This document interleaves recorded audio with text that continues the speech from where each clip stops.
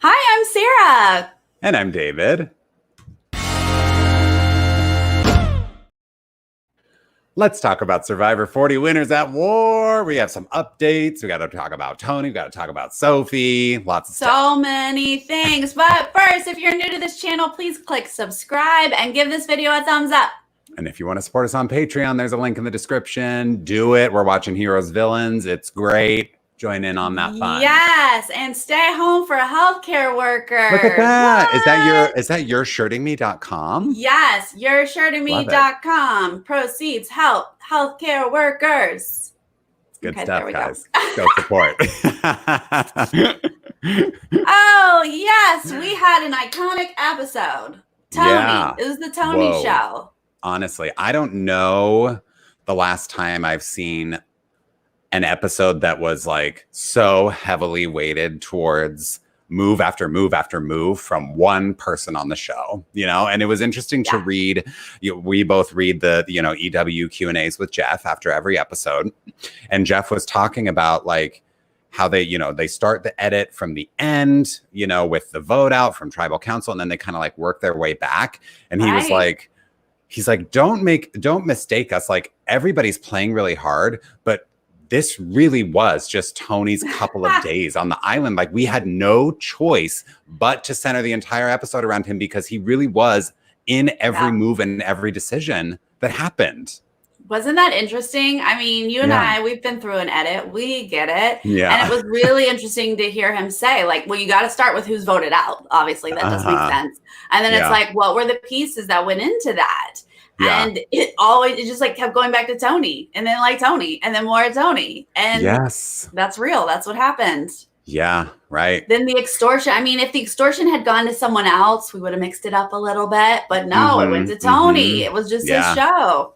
I know. Yeah, he just had like an truly iconic couple of days on the island. Like that was unreal. Yeah.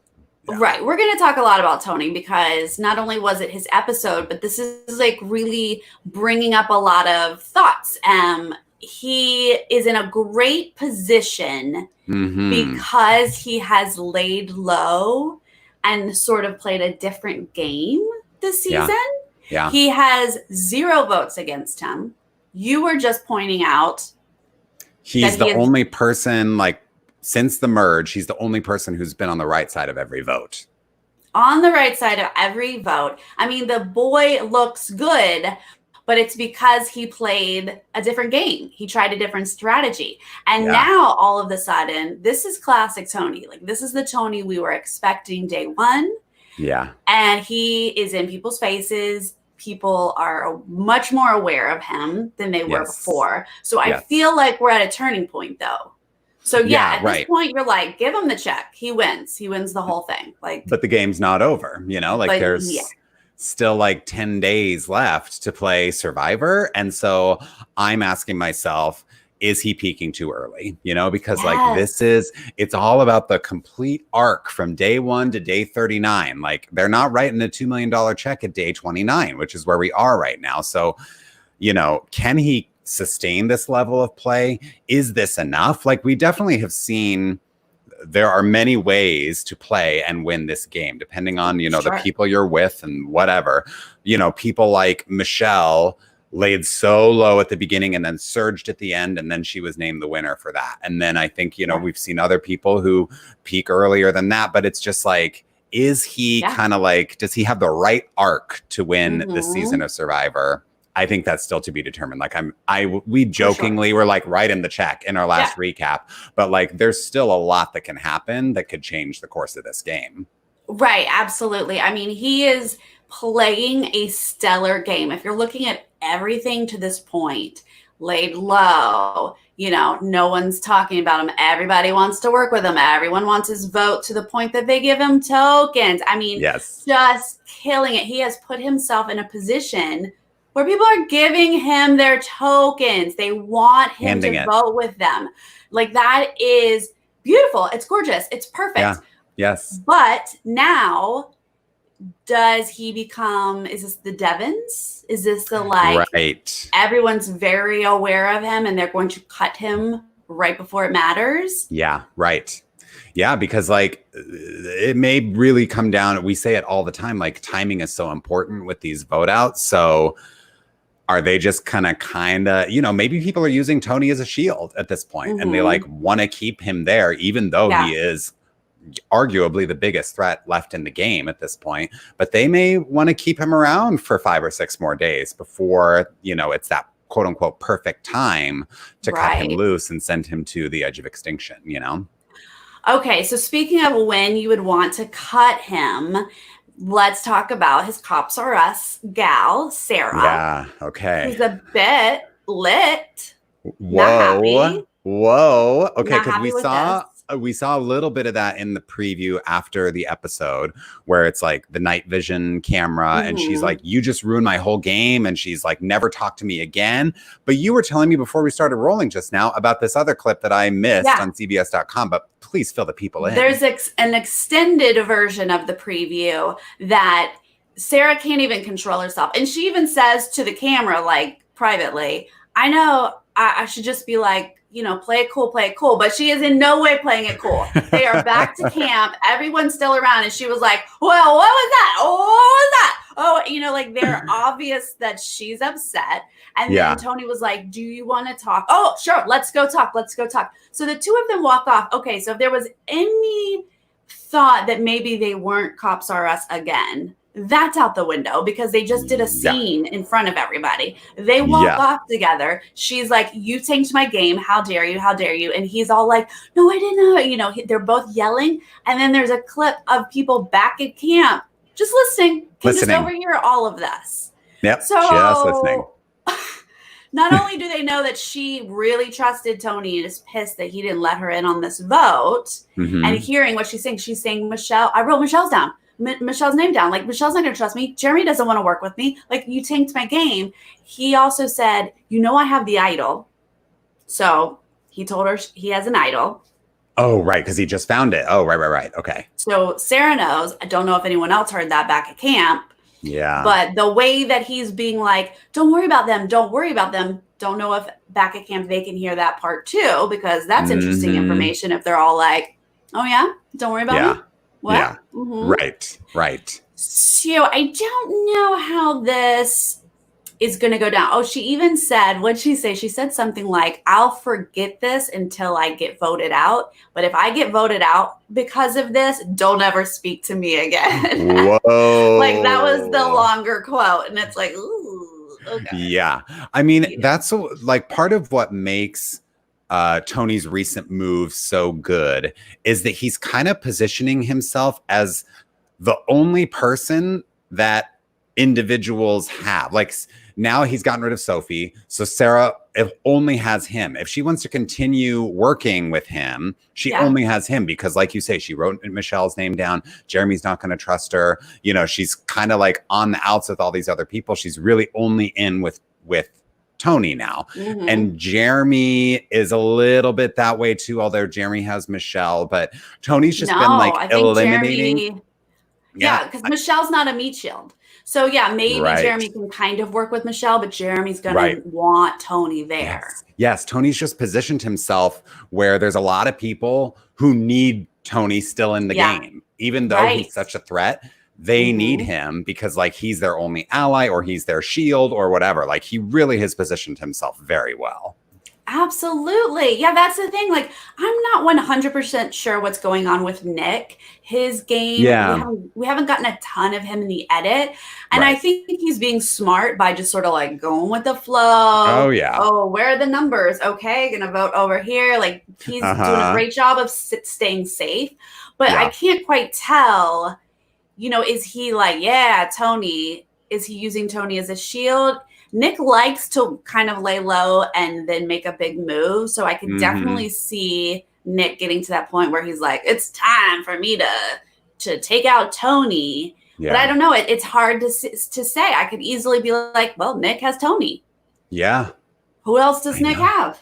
I don't know. Like, I legitimately can't tell you who else Nick is close to in this game. Like he's kind of been, I think he's probably like friendly with everybody, but with the ease with which he flipped to work with Tony on this Sophie blind side suggests that there's like a little bit extra connection there, you know, that he was like, oh, sure, I'm ready to drop the plan that I had with Ben and Sarah and Kim and, you know, and Sophie, and sure, I'll work with you. So there's something there as well. Like Tony's just like got people in his corner.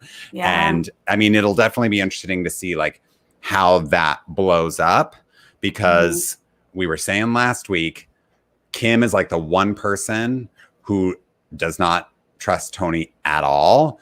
And now if like other relationships are starting to blow up, can Kim kind of rally the troops behind her? Like, I don't think Kim has been the best positioned person for the duration of this game so far, but is this her moment now to like pounce and exploit these kind of fractured relationships and say, guys, I've been trying to tell you all along, Tony is not to be trusted, and now you get it. So like, let's pull the trigger, you know? Right. Yeah. Speaking of Nick and Sarah, Nick, who are you talking about? You're talking about Kim.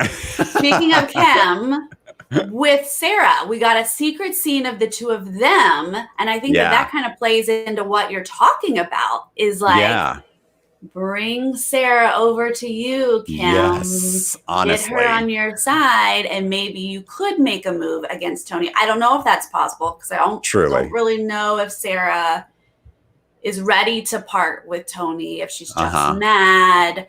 But this was a really interesting scene of the two of them. Oh my God. I mean, this was like, to me, like valuable information. Like usually with the secret scenes, like they didn't make the show for a reason, you know, because there's just not enough gameplay there. It doesn't really affect relationships or alliances or this or that. But like this was the closest I've seen Kim and Sarah be on anything we've seen on the show. Like it's in the middle of the night. It looks like the night vision again. They're at the well, and they're really connecting on a very personal level about what this game did to them after they won.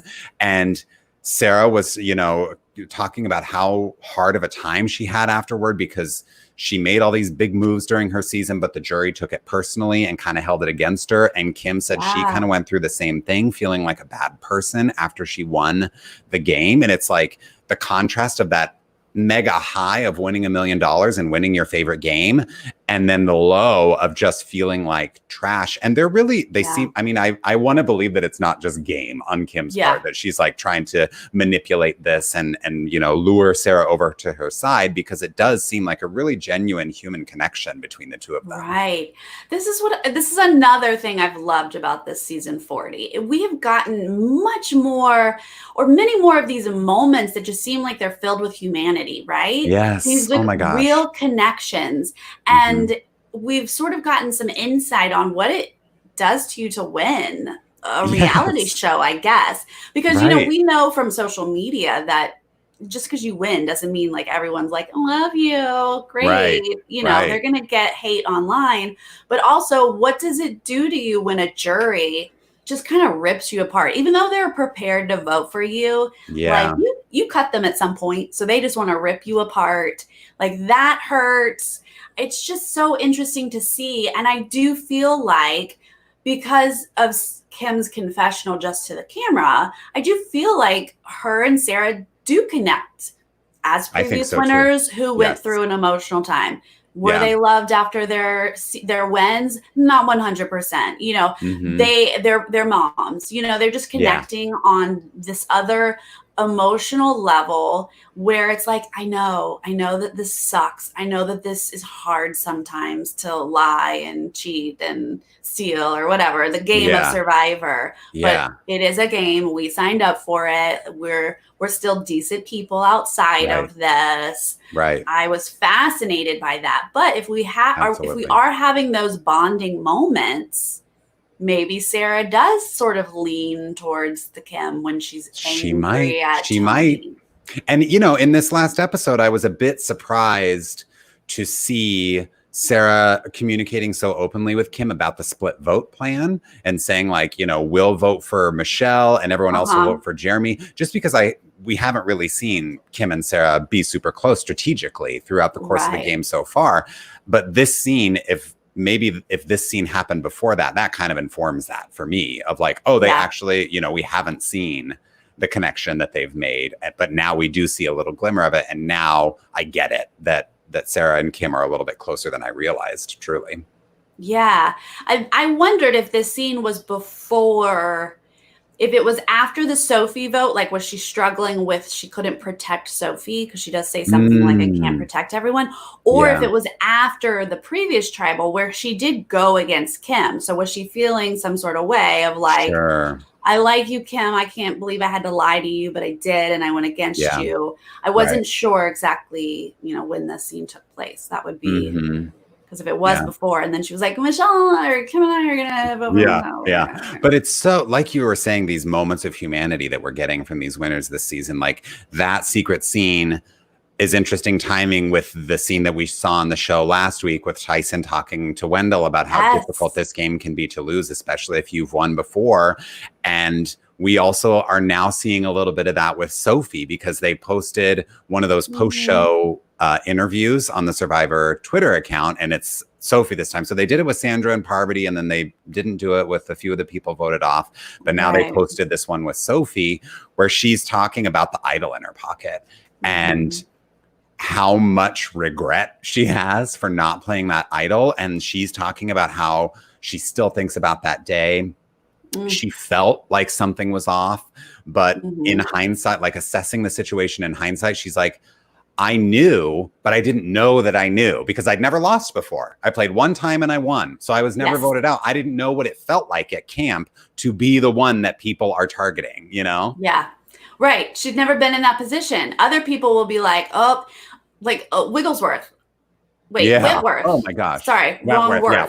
Whitworth has been through this so many times that she would be like, back at camp, I knew, I felt it. It was that day. So I threw down all my idols. Like she has talked about that. It's that moment. And Sophie felt a little different, but she just didn't know. Yeah. The people who have played once and won, I think truly are at a different emotional disadvantage. I think it's always going to be hard to lose. It's always going to be hard to be voted out, especially with an idol. Oh, but oh my God, yes. If you've only done this once and you did it perfectly or near perfectly, it's like Sophie be bumping into her own torch. It's like, what is this? I don't exactly know what this is. It was kind of played as a joke of her being like, I don't even know how to lose, but it like really is true. Like she doesn't again, it feels like people who have played 3 or 4 times, like Rob, for example. Yeah, exactly. They have seen being voted out from more than one angle, Right, exactly. So they have a little more savvy in terms of like, when is the time to play the idol, Yes. But I also just am really enjoying these moments of humanity. Like I loved that comment that you were just talking about with Tyson was like, it's hard. I don't know. Yeah. Adam might struggle. Like that's just them all sort of being at the same level, Yeah. Right. We got newbies and oldies. Yeah. They're like, ooh, I want to play with you. It's like a different dynamic. And they're like, let me teach you the ways, grasshopper. But these are all like, I get it.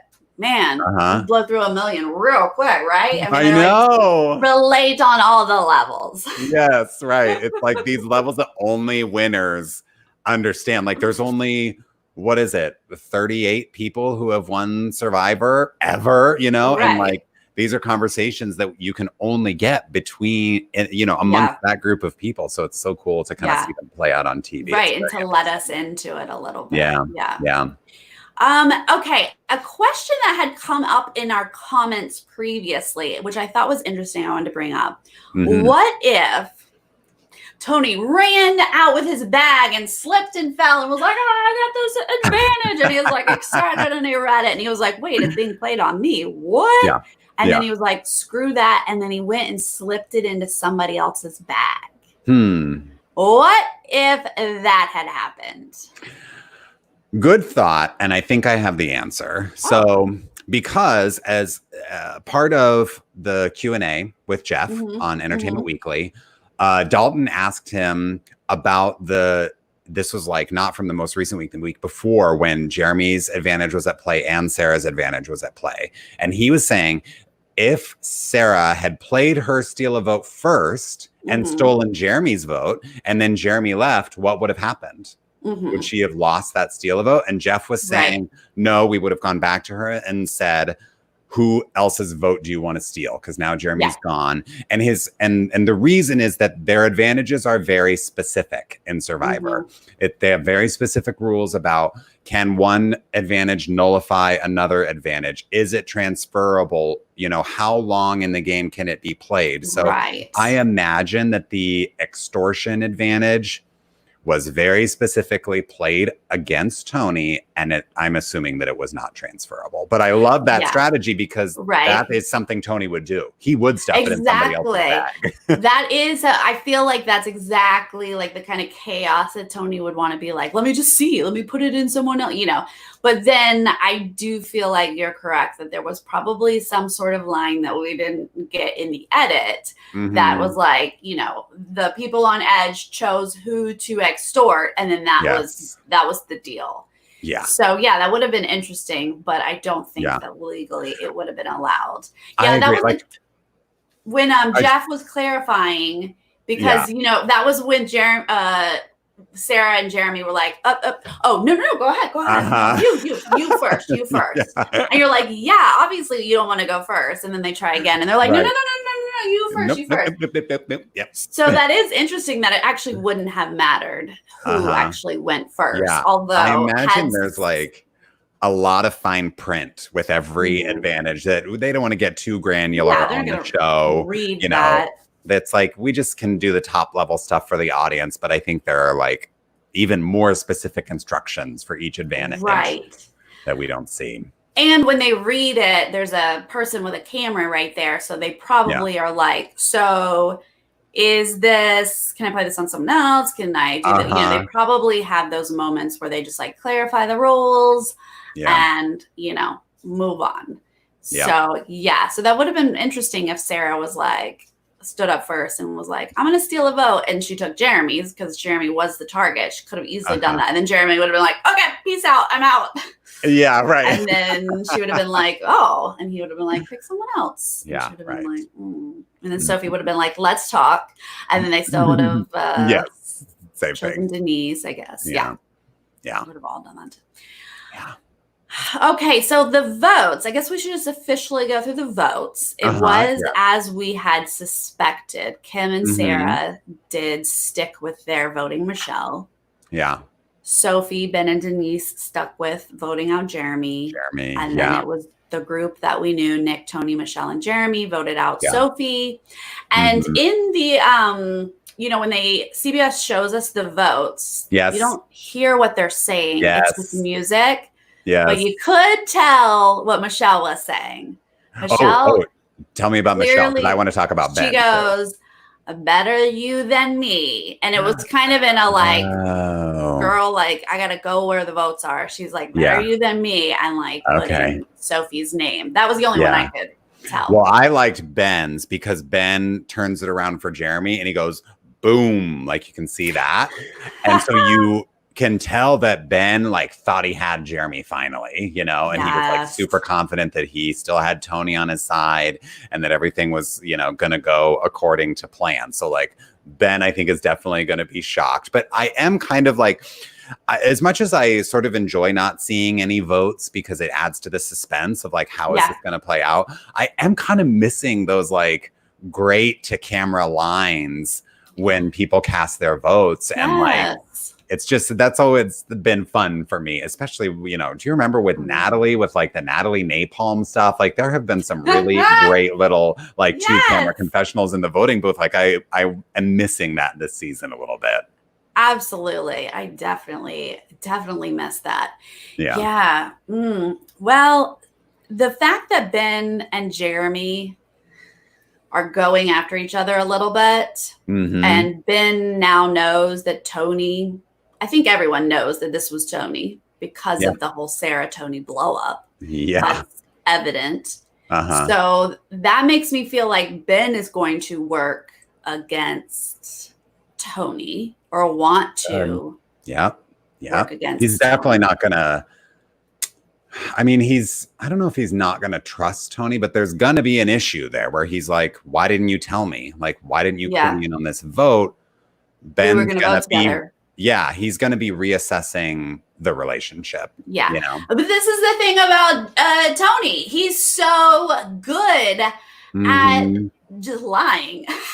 Yes. No, I'm with you. Yeah, right. I mean, most people believe him, even though I think deep down they know they're not supposed to believe him, but they still believe him. But he'll just be like, Ben, no, I didn't know. Yeah. And then I just voted this whole different way. Yeah. And Ben will just be like, okay. Right. And I do feel like Tony has, because he was kind of laying low at the beginning strategically and in terms of his antics, I don't think he was laying low socially. He was being goofy, having fun around camp, playing games on the beach. And I think he truly has endeared himself to a lot of the people who are still left in the game, and they genuinely like the guy. Yeah. And so even when he pulls something like this, he may be able to talk his way out of it. Listen, I'm so sorry. It's still you and me. We're still tight. Don't even think about it. We're back together. I just had to get rid of Sophie because she was a problem. But this is still a thing. And people may buy into that because of how much work he's put in to build those genuine connections. Yes, I think he has put himself in this great spot. And I think that also, we've talked about this before, but nobody really has a group. Everyone is just I'm kind of working with this person, and I'm kind of working with this person, and then that person's kind of working with that person. So you need those votes. It's not you can just be whatever, we have the numbers, let's just get Tony out. You just are no one is in that place. They're all struggling to have the numbers. Yes, Tony has been kind of the glue that's been holding this group together for a while. So if there is going to be a concerted effort to get him out, it's going to mean that a lot of people who were not working together are now going to have to come together. And how unlikely is that in the game of Survivor, for a group of people who don't trust each other at all are now supposed to suddenly trust one another to go after Tony? I don't know. Right. I mean, he's going to have to cause a bit more chaos, I think, before that happens. Right. So he's got an idol.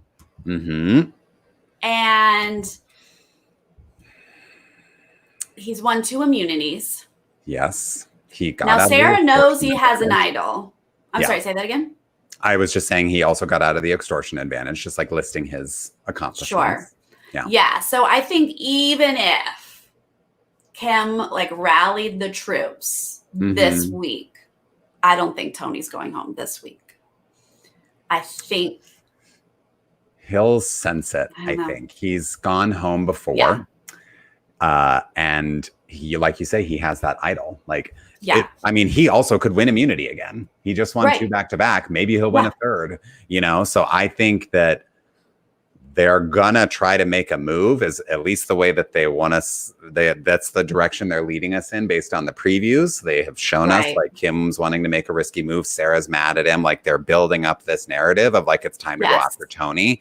But I doubt we're going to see him go home on Wednesday because of that hidden immunity idol, if nothing else, Right, exactly. Because of the idol, because he has been playing the game big. Yep. He's going to be in a spy nest up in the sky. Yeah. Listening in to Kim's plans. So he's going to be on top of all of that. Right. So yeah, I think that this week Kim or Jeremy are in trouble. I would imagine those two are the ones to worry about. Fred, thank you so much for the super chat. Thank you. Thanks, Sarah and David, for your analysis. Go Kim.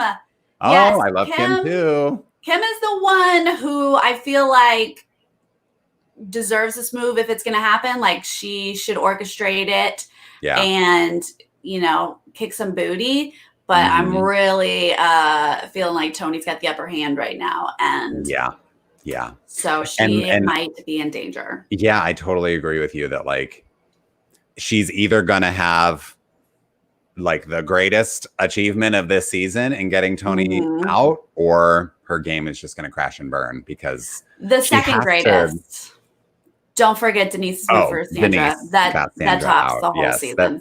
That's going to be hard to beat. But Kim is she knows what she has to do, and seems more willing. I think there are definitely other people who know. Denise knows that Tony is a threat, Jeremy knows. Right. You know, people are aware, but Kim seems the most ready to do it. You know, she's like, I'm sick of Tony. He's insane and he's playing a great game. Like, she just, you know, the way that they're putting this show together makes it feel like Kim is the one who's gonna actually try to make this happen. Right. But to me, the way Tony's been playing, it feels more like Kim is maybe going to stumble and fall on her face and then during it's gone. Right. You know? It's definitely a great show if she like goes for it and, you know, gets idled out or something when, you know, all the votes are for Tony except his one for Kim. I don't know. Yeah. Right. Very possible when he plays his idol. But there are so many things. Oh, you go. I was going to say about our points. We didn't talk about our points last week. Oh, well, let me say this real quick before we get into the points. I just wanted to say that there are so many, again, like we're talking about, you know, Tony's idol can change things and this and that, but like there are truly so many things at play this season of Survivor because you also don't know what if there's going to be an advantage from extinction and who's going to get that and how does that change the fabric of the game next week? Like there's there's so many things up in the air. I'm just excited to see this week's episode. And I think it was, of course, in Jeff's Q&A, he was like, next week's is so good. Like, I wish we could just play it now. Like, that's how good it is. And I'm like, Jeff Probst, every week, the king of teasing episodes because I can't wait to see this now. No, I mean, what week hasn't delivered? Like, I just feel like there just hasn't been a week that And honestly, we only have 3 more episodes left. We have this week, next week, and then we have, you know, a supersized finale. Yes. Oh my God. And we have someone returning from Edge of Extinction. Like, Sarah, it's too much. It's too much. No, I can't. There's so many good players. I mean, it's just but I can and I will every week be there.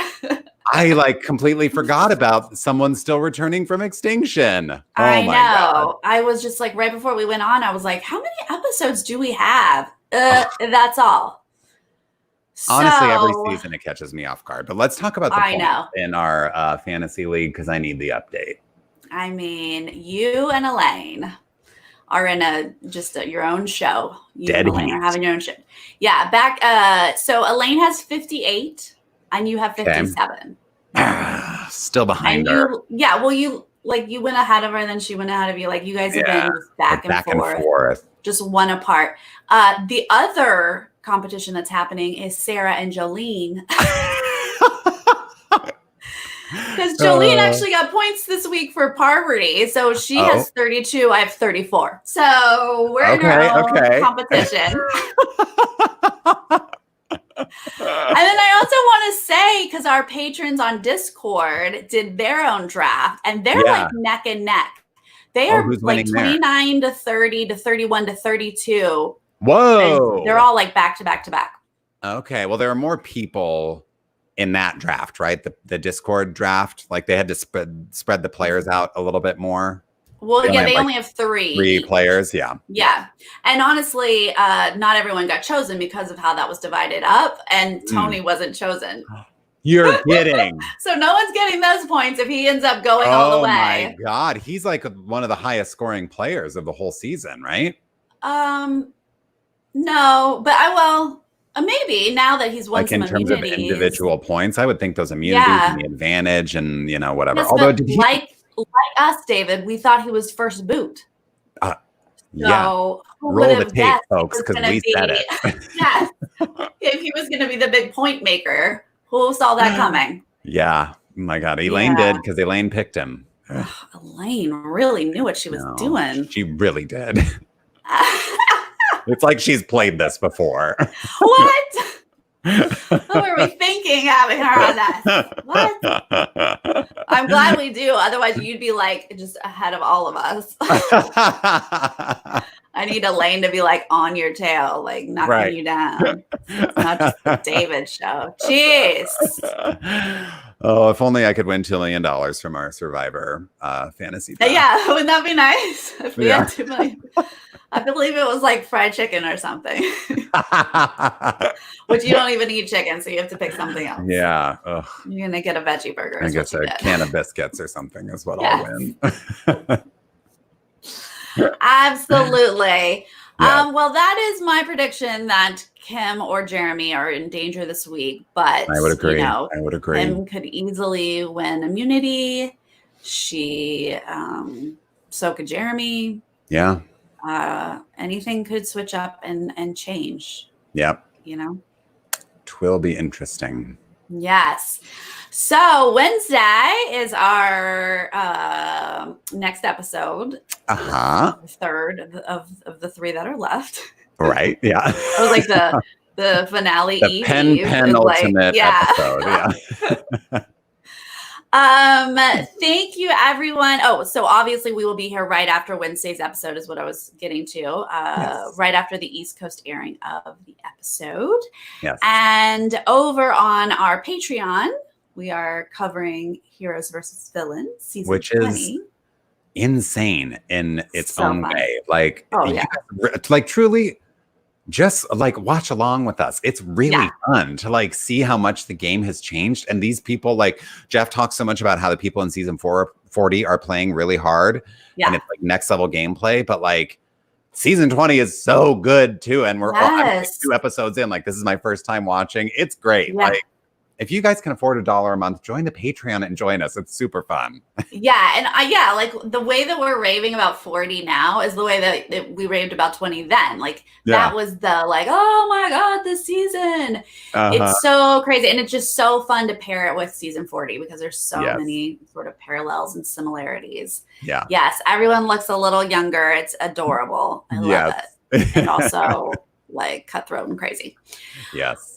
So that's happening over there. So thank you, everyone who hung out with us in the chat. We appreciate it. And we will see you guys on Wednesday. See you then. Okay, bye. Bye.